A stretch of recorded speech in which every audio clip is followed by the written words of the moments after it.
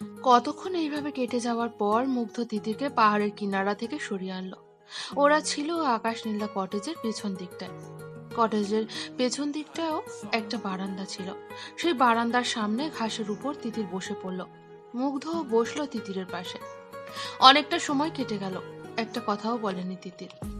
ও এখনো তাকিয়ে আছে সামনের পাহাড় আর আকাশের দিকে। মুগ্ধ বলল, শোনো তিতির, আমাদের দেরি হয়ে যাবে। আমরা মাত্র 48 কিলোমিটার এসেছি, আরো 42 কিলোমিটার যেতে হবে অন্ধকার হবার আগে। তিতির উঠে দাঁড়ালো। পাহাড় থেকে নামতে নামতে তিতির কোনো কথাই বলল না। ওরা নীলগিরিতেই লাঞ্চ সেরে নিয়েছিল। খেতে খেতেও কোনো কথা বলেনি তিতির। সিএনজি চলতে শুরু করার কিছুক্ষণ পর তিতির বলেছিল, থ্যাঙ্কস। আপনি ওইভাবে না দেখালে আমি অনেক কিছুই মিস করে যেতাম। পাহাড়ের উপরে ইটের কটেজ থেকে খারাপ লাগা নিয়ে ফিরে যেতাম। মুগ্ধ বাম হাতটা নিজের বুকের উপর রেখে বলল, মাই প্লেজার তিতির পাখি। বিশ্বাস করেন, আমি আমার জীবনে এত সুন্দর দৃশ্য কখনো দেখিনি। মুগ্ধ হেসে বলল, তিতির, তোমাকে আমার নীলগিরির আরো অনেক কিছু দেখাতে ইচ্ছে করছে।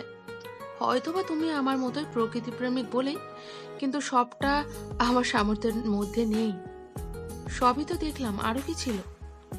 সকালের ম্যাজিক্যাল নীলগিরির মেঘের সমুদ্র দেখাতে খুব ইচ্ছে করছে। সূর্যাস্তের নীলগিরিকে দেখাতে ইচ্ছে করছে। পূর্ণিমা চাঁদের রাত ভরা নীলগিরিকে দেখাতে ইচ্ছে করছে। আপনি এই সবগুলো দেখেছেন? তবে এইবারে একটা জিনিস দেখতে ইচ্ছে করছে। কি? উপরের কটেজগুলো বাদে নিচে একটা কাঠের কটেজ দেখছো না? ওই কটেজে অসংখ্য তক্ষক রাত হলেই হুমড়ি খেয়ে পড়ে। তক্ষক দেখতে চাচ্ছেন? না, তক্ষক তোমার গায়ে এসে পড়লে তুমি কি করবে তা দেখতে ইচ্ছে করছে। আপনাকে যতটা ভালো মানুষ মনে করেছিলাম, আপনি কিন্তু আদৌ তা নন। মুগ্ধ হেসে বলল, সবাই কেন জানি এই ভুলটাই করে ফেলে। তিতির মৃদু হেসে বলল, আমরা যদি আজ এখানে থেকে যাই তাহলে কি এইগুলো দেখতে পারবো? কাল ভরা পূর্ণিমা, আজই আকাশে এত বড় একটা চাঁদ উঠবে, তাই হয়তো সেটা দেখাতে পারবো। সূর্যাস্ত তো ডেইলি হয়, তাই সেটাও দেখাতে পারবো। সকালে মেঘের সমুদ্রও পাবো এই সময়। কিন্তু আজ আমরা এখানে থাকতে পারবো না, কারণ সন্ধ্যার মধ্যে আমাদের থানচি পৌঁছতে হবে। তাছাড়া 3 মাস আগে বুকিং দিতে হয় নীলগিরিতে থাকতে চাইলে। তিতিরের মন খারাপ করে পড়ল। ও, মন খারাপ করো না, আরো অনেক সৌন্দর্য তোমার অপেক্ষায় বসে আছে, যা তুমি কল্পনাও করতে পারছো না। আর এইসব না হয় পরে কোনো এক সময় এসে দেখে যাবে। তিতির এবার পুরো মুগ্ধর দিকে ফিরে পড়ল।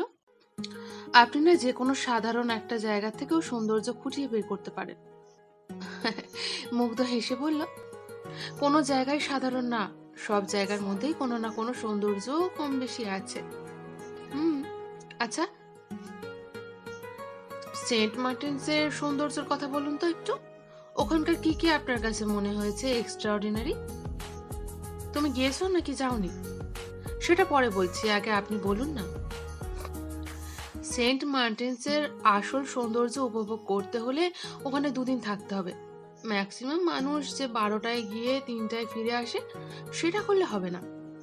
আচ্ছা, তারপর? ওখানকার সমুদ্রের প্রাণীটা দেখতে খুব স্বচ্ছ, সি গ্রিন কালারের, একদম মালদ্বীপের মতোই। তার রাতে বিচে গেলে দেখা যায় পানির নিচে লাইট জ্বলছে মুক্তোর মতো। That's the priceless moment here. পূর্ণিমা থাকলে তো কথাই নেই। আর একটা সৌন্দর্য হচ্ছে রঙিন মাছ। ছেঁড়া দ্বীপের উপর থেকে দেখা যায় বটে, তবে সবচেয়ে ভালো দেখা যায় পানির নিচ থেকে। ইদানিং ওখানে সি ডাইভিং এর মতো একটা সিস্টেম চালু করেছে, তবে অতটা না, জাস্ট সমুদ্রের নিচে একটু ঘুরিয়ে রঙিন মাছ, রঙিন প্রবাল দেখিয়ে নিয়ে আসবে। তবু এটা মাস্ট করা উচিত সবার। বিদেশে গিয়ে সি ড্রাইভিং এর আনন্দের চেয়ে নিজের দেশে এটা কম আনন্দের নয়। আর কাঁকড়া খাওয়া উচিত, কারণ বেস্ট কাঁকড়া যে 3 জায়গায় পাওয়া যায়, তার মধ্যে সেন্ট মার্টিনস একটা। কাঁকড়া আমার অনেক পছন্দের। অন্য 2টো জায়গা কোথায়? কুয়াকাটা সি বিচের লেবু বন আর চিটাগাং এর নাভাল রোড। আপনি তো পুরো একটা এনসাইক্লোপিডিয়া। ঘোরাঘুরি ছাড়া অন্য কোনো নলেজ আমার নেই। আচ্ছা যাই হোক, এবার আসল কথায় আসি, যে জন্য আপনাকে জিজ্ঞাসা করছিলাম সেন্ট মার্টিনসের কথা। আমি গিয়েছিলাম, কিন্তু বাবা সন্ধ্যার পর ব্রিজে আর নিয়ে যায়নি, তাই ওই সৌন্দর্যটা আমি মিস করেছি। কেউ কখনো বলেও নি এই ব্যাপারে। আর স্ট্রিট ড্রাইভিং এর টাইপের কিছু বাংলাদেশে আছে তা তো আমি জানতামই না। ও, এখন মনে হচ্ছে বাংলাদেশের যে প্রান্তেই যাই না কেন আপনার সাথে না গেলে সব সৌন্দর্য মিস করব। মুগ্ধ মনে মনে বলল, আমারও যে তোমাকে আমার দেখা সব সৌন্দর্য আমার মতো করে দেখাতে ইচ্ছা করছে তিতির পাখি।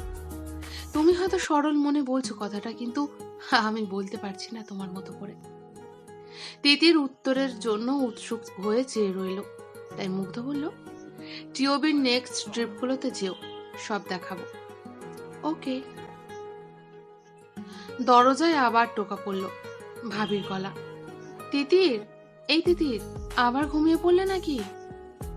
আসছি ভাবি। তিতির তাড়াতাড়ি চুলটা আঁচড়ে রুম থেকে বের হলো। ওর মা বলল, কিরে এত দেরি করে উঠলি কেন? নে তাড়াতাড়ি খেতে বস।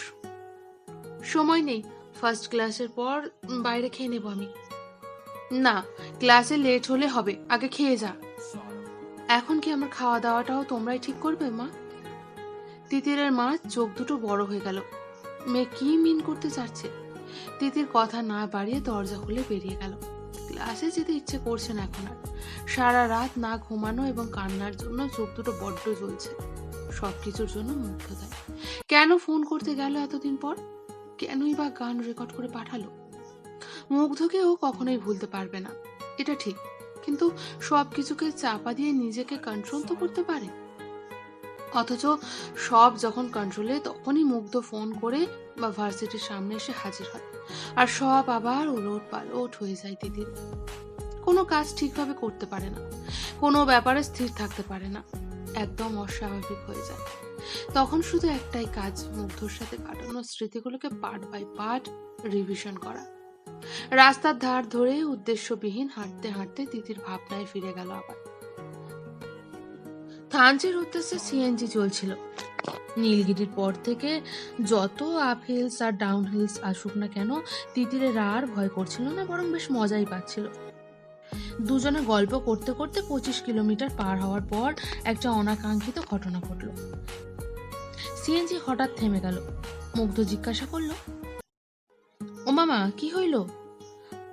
হাসু কতক্ষণ ঘাটাঘাটি করে বলল, মামা গাড়ি নষ্ট হয়েছে, আর যাওয়া জানবে না। হায় হায়, কও কি মামা? এই মাঝপথে কিভাবে যাব আমরা? তিতির বলল, এখন কি হবে? হাসু বলল, গাড়িতে ঝামেলা হইলে আমি কি করমু কন?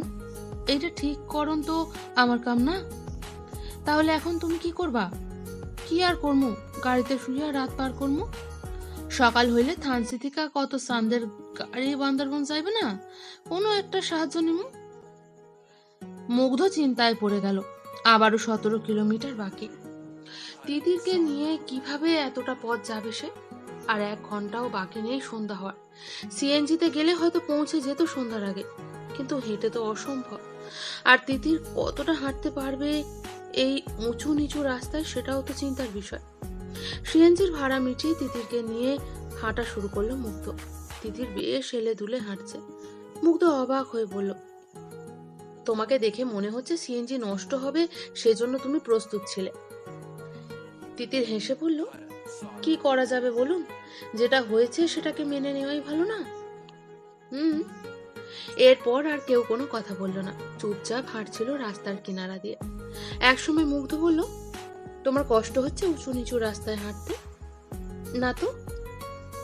ব্যাকপ্যাকটার অনেক ওজন না, ওটা আমাকে দাও। নো নো, আমার বোঝা আমি টানতে পারি, আমি ছেলেদের উপর ডিপেন্ডেন্ট না। মুগ্ধ হেসে বলল, বাহ, তাহলে তো ভালোই। কিন্তু তিতির, আমি চিন্তা করছি অন্য কথা। কি? থানচি তো দূরের কথা, আগামী 1 ঘন্টায় নেক্সট যে আর্মি চেকপোস্ট আছে, আমরা সেই পর্যন্ত যেতে পারবো না হেঁটে। এত দূর? তাহলে অন্ধকার হয়ে গেলেও হাঁটবো? পাগল হয়েছ? এই পাহাড়ি রাস্তা, রাত হলে কত রকম বন্য প্রাণী চলে আসে এখানে। তাছাড়া পাশেই কত বড় খাদ দেখেছ, সবচেয়ে বড় কথা হলো, রাতে এই রাস্তায় চলার পারমিশন নেই। আর্মিদের নজরে এলে খবর আছে। তাহলে সেটাই ভাবছি। চলুন আশেপাশের কোনো গ্রামে গিয়ে রাতটা থাকতে দেওয়ার জন্য রিকোয়েস্ট করি। তিতির, এটা সিনেমা না। মানে মানে তোমার কি মনে হয় পাহাড়ে অন্য জায়গার মতো একটু পরপর গ্রাম থাকে? কখনো না। এরপর যে গ্রামটা সেটা আর্মি চেকপোস্টেরও পড়ে। তাহলে তো আমরা ভুল করলাম, সিএনজিতেই থাকতে পারতাম রাতটা। সেরকম হলে কি আর তড়িঘড়ি ভাড়া মিটিয়ে চলে আসতাম? কেন, সিএনজিতে থাকতে কি প্রবলেম ছিল? ওই সিএনজি ড্রাইভার যদি ডাকাতের দলের কেউ হয়ে থাকে, ডাকাতের সাহায্য করার জন্য ইচ্ছে করে সিএনজি নষ্টের ভান করে থাকে, কিংবা নিজেই যদি ছুরি ধরে ব্ল্যাকমেল করে, কি করতে পারবে তখন তুমি? বিস্ময়ে তিতিরের চোখগুলো বড় বড় হয়ে গেল। বলল, মানে কি বলছেন এসব? অসম্ভব কিছুই না, এরকমটা এদিকে হয়। তুমি সাথে আছো বলেই ভয়টা আমার বেশি লাগছে। এখন কি হবে? ডোন্ট ওয়ারি, তাড়াতাড়ি হাঁটো। সামনে একটা দ্বিমুখী রাস্তা আছে বোধহয়। থানচির রাস্তায় না গিয়ে আমরা অপোজিটে যাব। কেন আমরা থানচি যাব না? যদি ওই হাসুটার মধ্যে কোনো ঘাপলা থাকে, তাহলে ওরা ওই থানচির রাস্তায় যাবে আমাদের খুঁজতে, কারণ ওরা ভাববে আমি ওই দিকেই গিয়েছি। থানচির রাস্তাকে পাশ কাটিয়ে ওরা বেশ কিছু দূর এসে পড়েছে। দুজনে পাশাপাশি হাঁটছে। এক পাশে বিশাল পাহাড়, অন্য পাশে গভীর খাদ। পাহাড়টা যেখানে ছোট হয়ে এসেছে, সেখান থেকে জঙ্গল শুরু। ওই দিকটায় গিয়েই হঠাৎ মুগ্ধ দাঁড়িয়ে পড়ল। তিতির বলল, কি হলো? মুগ্ধ তিতিরকে দেখালো জায়গাটা। তিতির বলল, জঙ্গল দেখে কি করব? ভেতরে ঢুকে দেখব? থাকার মতো হলে এখানেই থাকবো রাতটা। এই জঙ্গলে সারা রাত কাটাবো? তো তুমি কি ভেবেছিলে? আমি ভেবেছিলাম আপনি কোনো একটা ব্যবস্থা করবেন। এই জনমানব শূন্য জায়গায় এর চেয়ে ভালো ব্যবস্থা আমি কি করব? কোনো গ্রাম কিংবা আর্মি চেকপোস্টে যেতে চাইলে 3 থেকে 4 ঘন্টা হেঁটে পৌঁছানো যাবে, অথচ আলো আর ম্যাক্সিমাম 40 মিনিট থাকবে। এই পরিস্থিতিতে বুদ্ধিমানরা যা করবে আমিও তাই করছি। মানে এখানেই থাকার ব্যবস্থা করবেন? মুগ্ধ হেসে বলল, আজ্ঞে। তিতিরের সত্যি খুব ভয় করছিল। মুগ্ধর সাথে এই জঙ্গলে একা রাত কাটাবে। এতক্ষণ যতটুকু দেখেছে তাতে ভালোই মনে হয়েছে ছেলেটাকে, কিন্তু ওটা যদি ওর অভিনয় হয়ে থাকে, রাত হলেই ওকে একা পেয়ে যদি আসল রূপটা বের করে। কুকুরকে বিশ্বাস করা যায় কিন্তু ছেলেদের না। বলল, টর্চ নেই আপনার কাছে? থাকলে টর্চ চালিয়ে হেঁটে চলে যাব থানচি। চলুন না, এই জঙ্গলে আমি থাকতে পারবো না। এখন সন্ধ্যা হয়নি, তার আগে কি অন্ধকার, পুরো গা ছমছমে অবস্থা। তিতির, তোমার বয়স কত? আপনি জানেন না মেয়েদের বয়স জিজ্ঞাসা করতে নেই? জানি, তবে এখন তো আমরা কোনো স্বাভাবিক সিচুয়েশনে নেই, তাই এখন সবই জায়েজ। সব জায়েজ মানে? তিতিরের চোখ ছানা ভরা। মুগ্ধ বলল, কত? 16, 17, 18 নাকি 19? কোনটা? 17+। স্টাডির দিক থেকে হিসেব করলে তুমি আমার 6 বছরের ছোট, আর বয়স হিসেব করলে 8 বছরের ছোট। ঠিকই আছে, তাহলে তুমি এটা বলতেই পারো। কোনটা? ওই টর্চ জ্বালিয়ে হেঁটে যাওয়ার কথাটা? আপনি বলেছিলেন আর্মিদের পারমিশন নেই, কিন্তু বিপদে পড়লে কি আর করা? বুঝিয়ে বলতে হবে। হায় রে, বুঝতে চাও না কেন? বাচ্চাদের নিয়ে এই একটা প্রবলেম না মনে করে বুঝিয়ে বলুন, ঠিকই সব বুঝবো। বুঝিয়ে বলবোটা কি করে? তুমি তো এখনো অ্যাডাল্ট হওনি। অ্যাডাল্ট কথা তোমাকে কি করে বলি? ওসব অ্যাডাল্ট চ্যাপ্টার স্কুলে থাকতে পার করে এসেছি। বলুন তো। মানে কি করেছো স্কুলে থাকতে? আপনি বলুন, আমি সব অ্যাডাল্ট কথাই বুঝি। আজকালকার ছেলেমেয়েরা অনেক ফাস্ট হয়। সময় নষ্ট করছেন, বোঝাতে না পারলে চলুন হাঁটা শুরু করি। আমি রাতের বেলা এই জঙ্গলে থাকতে পারবো না। আচ্ছা দাঁড়াও। তিতির দাঁড়ালো। মুগ্ধ বলল, আমি একা থাকলে এই রাতেও হেঁটে চলে যেতাম, টর্চ লাগতো না। চাঁদের আলোর কাছে টর্চ স্লান, কিন্তু তোমাকে নিয়ে যাওয়া যাবে না। চেকপোস্টের আর্মিরা আমাদের বিপদের সুযোগ নিতে পারে। আর্মিরা তো আমাদের হেল্প করবে, বিপদের সুযোগ কেন নেবে? আর্মিরা হেল্প করতো যদি দিন হতো, কারণ দিনে হেল্প ছাড়া আমরা যেতে পারবো। আর এখন যখনই বুঝবে আমরা বিপদে আছি,